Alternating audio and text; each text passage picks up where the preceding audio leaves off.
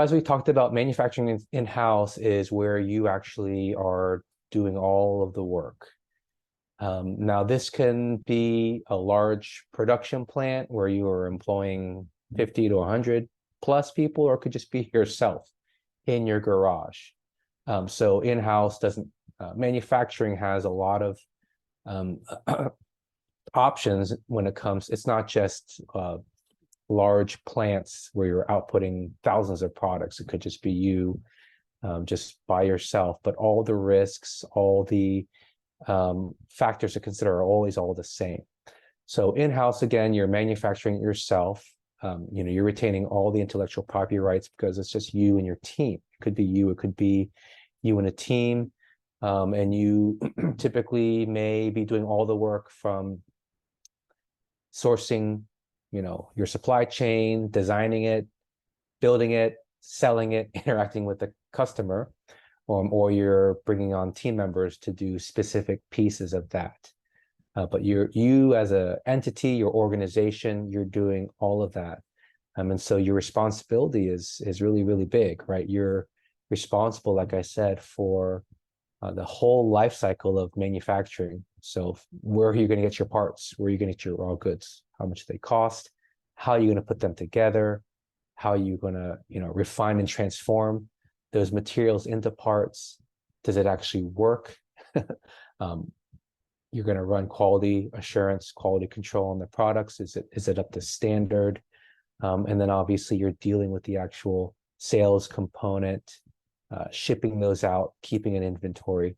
So, all of that, you think of in-house as you're doing all of that activity for your product. So it's something to consider. Even if you're just doing something in your garage, do you have the ability to kind of manage, or can you assemble the team to manage all of those steps from start to finish? Next slide. So the potential costs that we're talking about when you're thinking of manufacturing in-house, one is the space, right? So like I said, you could maybe have a shed, or maybe you have your garage, or you're working somewhere. You need a space that we like to call as a sanitized area, where you're not going to get things mixed up, or someone's going to accidentally walk away with a part. So you don't necessarily want to do it in your kitchen. So you want a suitable sanitized space just for the manufacturing. So, you don't have mix up, you don't lose parts, you can keep things clean. And then something to think about is also space required for your parts. There is just-in-time manufacturing where you receive an order and then you go and source the goods, but that's very, very risky, because what if you all of a sudden can't find it? Now you have someone who's paid. So, you're thinking about a space for the manufacturing and a space for storage of the goods, parts, and the completed products before you ship them out. You obviously need the tools. So it could be as complicated as CNC machines, needed to, and welding machines, all the way to, hey, I'm just building birdhouses. And so you just need saw and a sandpaper. Regardless, you're going to need the tooling and the equipment necessary to manufacture your product. So that's the cost. And then the upkeep and maintenance of those tools. Things break, things wear out. And so having a budget for tools and equipment, and then obviously the purchase of raw materials or parts. So all the things that go in, it's not just the core raw materials, it's the little components like the glue, screws, nails, whatever, paint, or the parts that you're going to assemble together. And then it's always a good idea to have, an excessive amount, because things break. There are defects when even you receive raw materials or parts.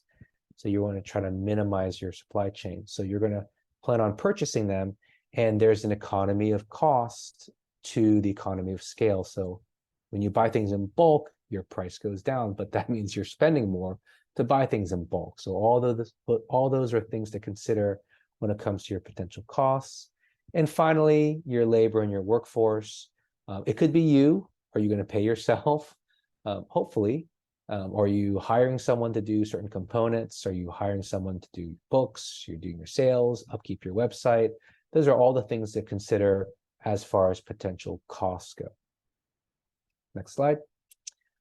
Also, there's research and development. So there's the investment in creating an initial prototype. The first time you build something, you don't want to ship that. So you're going to invest in all of that, what we just talked about, all those costs and all that process to develop what we call it a minimum viable product, your MVP, just the amount of the product to sell, or a prototype, and you might iterate through several design. So that's all going to be cost, because you're probably not going to sell those items, right? That's just for your internal development or refining your product. And then a cost is you're going to be improving in product design. So again, your R&D doesn't stop once you start shipping that initial product. Maybe you want to do some more research and design to continuously improve. And then you have your insurance and liability, your general business insurance, product liability, depending on what the product is. If you're going to have employees, you need to have all that stuff related to employee insurance. And then maybe you're offering some sort of warranty on your product. So the process, like we talked about, is you determine what you want to build. You understand your requirements, like how much space do you need, what are the tools, what are the materials, all the things that go into the final product, what type of labor and time is required. Then you need to find the space. Like I said, it could be a shed, it could be you lease a space, could be your garage. You find, according to your requirements, that space that's suitable. You purchase, obviously, all the tools, all the materials you need to get going. If you need to hire people, you have that process of finding the people with the skills that are going to help you be successful. You get all that together in the space, and then you conduct some R&D. You produce a working prototype. You figure out, is this actually viable? Can we actually build this? And then you build, and sell. And in that process, you have feedback loops. You have quality assurance, quality control checks. You're making sure things are happening the way you plan them to happen.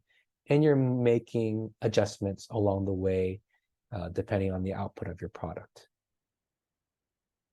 What are the risks? As David mentioned, you have a higher upfront cost. You're purchasing all those things. You're purchasing all those supplies. Supply chain can have a major impact on your ability to manufacture. If you have a unique part that you need, and that part is all of a sudden out of stock. So we saw that with cars, right? That chip in Japan went missing, and all of a sudden no one could push out cars. So there's much more supply chain risk when you're the one responsible for your supply chain. You have workforce issues, finding the labor. Obviously, if you have unique tools and equipment, that could be an issue, expensive to repair, expensive to find. And then there's a rising cost that impacts your profitability, as well as increased liability, because you have people in your space. Even if it's you have people in your space, and so you have injuries, and you're responsible for the product output. So you are dealing with any issues with your manufacturing process. What are the pros, though?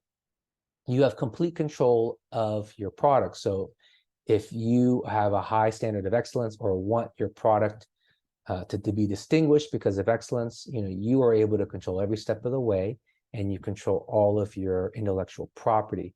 There's less risk of your IP getting leaked out, because it's just your team that's exposed to it. You are directly involved in the production and the quality and the process. So you can make changes very quickly through feedback. And so you realize those improvements immediately, because you're the one doing the production. And again, like we said, you have more potential for profit as you optimize and continuously improve. Your margins grow and grow. You have greater flexibility to make changes. You don't have to negotiate with the outsourced company, and you have much better control over the QC. You're right there seeing things, and you determine when things passes or not. And then you're not kind of subject to dealing with an outside company that could be not even in your geographic location. So you have much more control of the output And you're able to immediately see, okay, do we need more supplies? Do we need more labor? What's going on with our equipment? You just are in the weeds and able to make adjustments as necessary. And what are the cons? Like we talked about, it's higher cost. There's much more things to manage, right? Since you're end to end. You could invest a lot in the R&D, and you could make multiple iterations to find that final efficient process. Again, you're fully responsible, so you're assuming all the risks and all the costs. And then you have to manage, again, the R&D, the MVP, and you're managing inventory, both from a supply chain and also from your finished goods. Where do you store those? How do you track them? So you're accounting for a lot more detail and data.